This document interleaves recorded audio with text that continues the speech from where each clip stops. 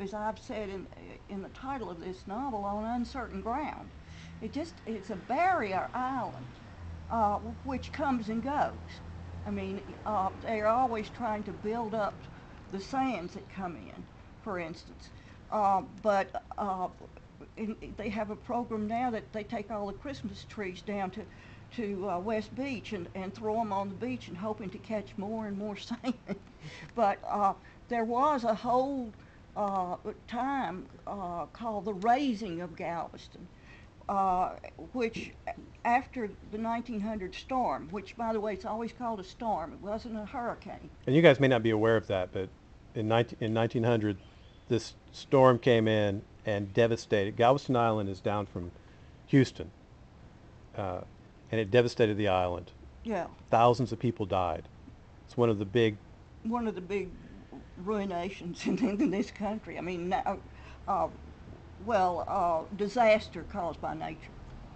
And so after that particular storm, the Army engineers built a seawall to keep the ocean back, and then they also had what they call the raising of Galveston, and they brought in land brought in sand from a bayou behind Galveston, and it was a great engineering feat. Everybody's house was raised up on stilts, and you had to pay for your own house to be raised. And there are wonderful old pictures of people walking around on boardwalks, as you know, in Galveston, trying to get home because the whole town had to be raised. And I've forgotten how many feet exactly, but they finally got the island raised. And I want you to remember this: at one time in the history of the island, there were only 3 trees. So it was a real it was a real sunny place. But there were many more, of course, as the years went on. And after the storm, they then began to bring in more and more trees.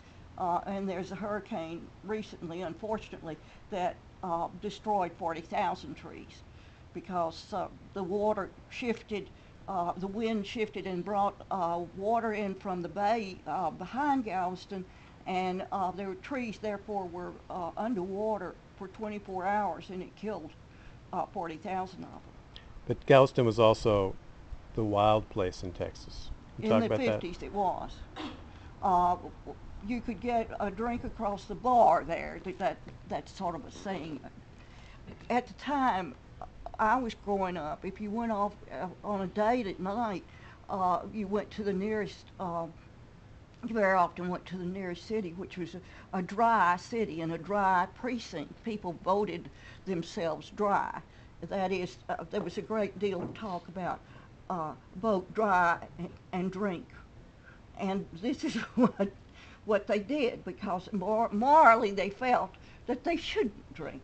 And so they voted whole areas of Texas were dry. Most of Texas was dry, in fact. And if you wanted to drink, then you went to a club and you paid for entrance to the club. Then you thereby joined it. And this then, is the weird hypocrisy of Americans. And Texas, then you did this other crazy thing. You always had your whiskey in a brown sack, a brown paper sack. You didn't have it anything very cute at all, but it just had to be a brown paper sack. And you walked in with that, and then you would pay your club that you had just joined for setups, for ice and lemon and whatever you wanted to go in the drink. So that's the way they made money. And then they would have entertainment there too. I mean, they would have a band, or they would have singers, or both. But that was the way it was all over Texas. But in Galveston, you could go and you could just buy a drink across the bar. And people made mixed drinks and that kind of thing. And the characters in my book are taking advantage of this. And although they're very young, they're in their 20s and for the most part, and younger, because you didn't have to show anybody how old you were. Nobody cared.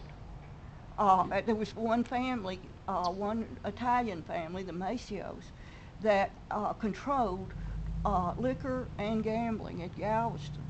And there was also Post Office Street, which was where all the whorehouses were. And this was well known all over Texas. So at one point in my book, a young cousin of the character says, "Well, we're going to Sin City." He's happy about it, but that was the sort of reputation the place had. If you wanted to gamble, you could play craps, you could play roulette. They had a very fanciful nightclub called the Balinese Room. And when I was a teenager, I was taken to it for supper as a great treat by the aunt and uncle that I was staying with. So I knew Galveston as a visitor, and I wrote about it in that way too.